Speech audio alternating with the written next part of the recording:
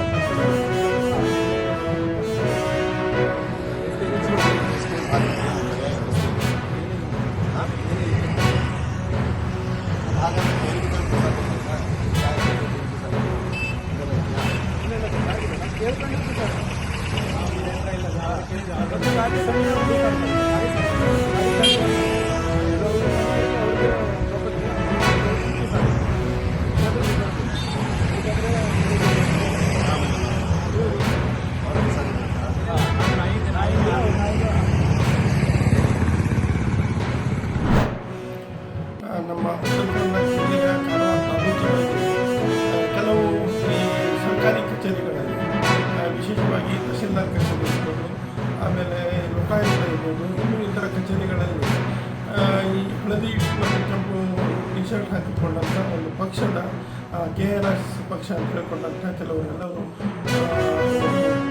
ಈ ಆಫೀಸಿಗೆ ಅಲ್ಲಿ ಇದ್ದಂಥ ಅಧಿಕಾರಿಗಳಿಗೆ ಅವರು ಗೌರವದಿಂದ ಸ್ವಾಗತ ಮಾಡಿದ್ದಾರೆ. ಅಧಿಕಾರಿಗಳಿಗೆ ಈ ಭೇದ ವಾತಾವರಣ ರೂಪಿಸುವಂಥ ಕೆಲಸ ಇವತ್ತು ಇಲ್ಲಿ ನಮ್ಮ ಉತ್ತರ ಜಿಲ್ಲೆಯ ಕೆಲವು ಭಾಗಗಳಲ್ಲಿ ನಡೀತಾ ಇದೆ. ಹೋಗಿ ಅವರಿಗೆ ಫೈನಲ್ಲಿ ಆಮೇಲೆ ಯಾವಾಗ ಬಂತು, ಈ ಕಡತ ಯಾಕೆ ಲೇಟ್ ಆಯಿತು, ವಿಳಂಬ ಯಾಕಾಯಿತು, ಯಾಕೆ ಕೊಟ್ಟಿಲ್ಲ ಇಂತೆಲ್ಲ ಹೇಳಿ ಆಮೇಲೆ ಅವರಿಗೆ ನಾನಾ ರೀತಿಯಲ್ಲಿ ಪ್ರಶ್ನೆ ಕೇಳೋದು, ಆ ಫೈಲ್ ತೆಗೆದುಕೊಡು ಅಂತ ಹೇಳೋದು, ಆಮೇಲೆ ಅಲ್ಲಿದ್ದಂಥ ಒಂದು ಏನು ದಾಖಲೆಗಳಿದ್ದಾವೆ ಅದಕ್ಕೆಲ್ಲ ಕೈ ಹಚ್ಚೋದು, ಇಂಥವೆಲ್ಲ ವಿಡಿಯೋ ಮಾಡಿ ಅದು ಸರಿಯಾದಲ್ಲ. ಇದು ಈ ಅವರ ಗೌರವಕ್ಕೂ ಸಹಿತ ಧಕ್ಕೆ ತರುವಂಥ ವಿಷಯ.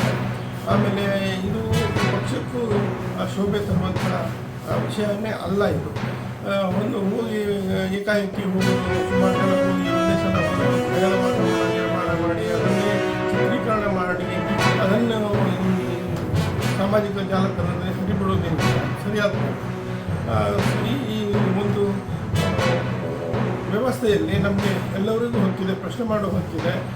ಸಂವಿಧಾನ ನಮಗೆಲ್ಲ ಹಕ್ಕನ್ನು ಕೊಟ್ಟಿದೆ. ಆ ಮುಖಾಂತರ ನಾವು ಅಧಿಕಾರಿಗಳಿಗೆ ಫೈಲ್ ಕೇಳಬೇಕಂತ ಒಂದು ನಿಯಮ ಇದೆ.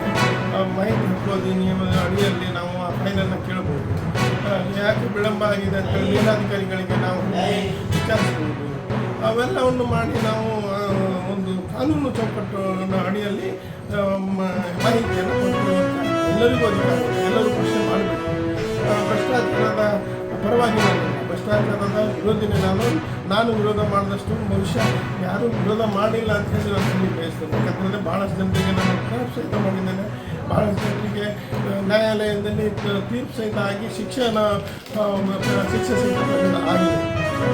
ಹಾಗಿರಬೇಕಾದ್ರೆ ಕಾನೂನು ವ್ಯವಸ್ಥೆ ಹೋಗಿ ಈ ಲೋಕಾಯುಕ್ತರ ಆಫೀಸಿಗೆ ಹೋಗಿ ಅವರ ಮುಖಚರ್ಯವನ್ನ ಸಾಮಾಜಿಕ ಜಾಲತಾಣದಲ್ಲಿ ಬಿಚ್ಚಿಟ್ರೆ ಲೋಕಾಯುಕ್ತರು ಯಾರು ಅಂತ ಹೇಳುವಂಥದ್ದು ಮಾಹಿತಿ ಸಾರ್ವಜನಿಕರಿಗೆ ಗೊತ್ತಾಗ್ತದೆ. ಇದೆಲ್ಲ ಆಗಬಾರ್ದು. ನಮ್ಮ ಇನ್ನು ಮುಂದೆ ಇದು ಆಗದೇ ಇರೋ ರೀತಿಯಲ್ಲಿ ನೋಡಿಕೊಳ್ಳಿ ಅಂತ ಹೇಳುವಂಥದ್ದು ನನ್ನ ಒಂದು ಅಭಿಪ್ರಾಯ. ಮತ್ತು ಇಡೀ ಸರ್ಕಾರಿ ಕಚೇರಿಯಲ್ಲಿ ಏನು ಇದ್ದ ಜನನೇ ಕಡಿಮೆ ಇದ್ದಾರೆ, ಹೊರಗೆ ಅದರ ಮೇಲೆ ಕೆಲಸ ಮಾಡ್ತಾ ಇದ್ದಾರೆ. ಅವರಿಗೂ ಸಹಿತ ನಾನು ಹೇಳೋದು ಏನಂದರೆ, ನೀವು ಯಾರೂ ಭಯ ಪಡಬೇಕಾದ ಅವಶ್ಯಕತೆ ಇಲ್ಲ. ನಿಮ್ಮ ಕೆಲಸವನ್ನು ಕಾಲಮಿತಿಯಲ್ಲಿ ನೀವು ಕೆಲಸ ಮಾಡುವಂಥದ್ದು ಇನ್ನು ಮುಂದೆ ಸಾರ್ವಜನಿಕರಿಗೆ ಅನಾನುಕೂಲ ಆಗದೇ ಇರುವ ರೀತಿಯಲ್ಲಿ ನೋಡಿಕೊಳ್ಳಿ ಅಂತ ನಾನು ತಿಳಿಮಾಡ್ತೀನಿ.